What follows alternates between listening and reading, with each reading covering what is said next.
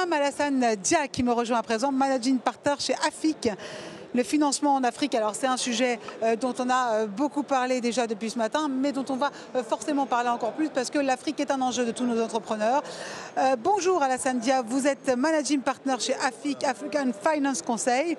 C'est une firme panafricaine de conseil financier et stratégique qui est donc dédiée d'abord au secteur privé, public et parapublic. Est-ce qu'il y a un modèle de banque d'affaires en Afrique ? Écoutez, finalement la banque d'affaires est assez récente en Afrique. Oui. Quand on y pense, Lazare a plus de 175 ans, la banque d'affaires Lazare. Donc historiquement, en Afrique, c'était des banques d'affaires à dimension internationale comme Lazare et Rothschild et autres. On a également des cabinets Big Four, on a également des banques d'investissement, notamment américaines, qui étaient présents. Ça, absolument. Et puis il y a un nouveau phénomène en fait qui est apparu ces derniers temps, c'est qu'on a des petites boutiques à capitaux africains qui ont émergé. Ils commencent à avoir une autre proposition de valeur à côté de ces grands mastodontes et c'est quelque chose qui fonctionne plutôt bien. Et donc aujourd'hui, on a un modèle où les deux sont ensemble, avec des synergies, et ça fonctionne plutôt bien. Mais ça ne s'adresse pas que aux entrepreneurs africains, parce qu'il y a aussi les entrepreneurs français qui peuvent être accompagnés, c'est ça? Absolument. Et vous savez, l'Afrique regorge d'opportunités. Hein. La population a doublé d'ici 1950.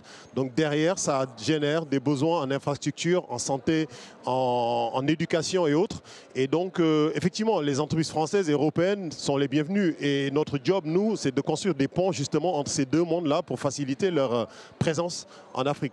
Comment vous distinguez en matière d'investissement ? Alors écoutez, on est à la fois sur... on conseille les États, donc ça on le fait en coopération avec Lazare en l'occurrence au niveau de l'Afrique, mais on conseille également les entreprises sur des métiers plus classiques de banque d'affaires. On le fait avec les standards internationaux, en tout cas on essaye de le faire avec les standards internationaux, avec trois priorités qui sont importantes pour nous.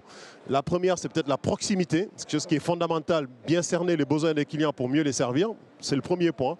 Le deuxième point, c'est le conseil indépendant. On essaie de s'affranchir des chaînes du crédit, comme on ne distribue pas de crédit, donc on a un conseil qui est indépendant. Et puis le dernier élément qui est très important, c'est d'être utile dans ce qu'on fait. Donc agir dans l'intérêt du client au quotidien.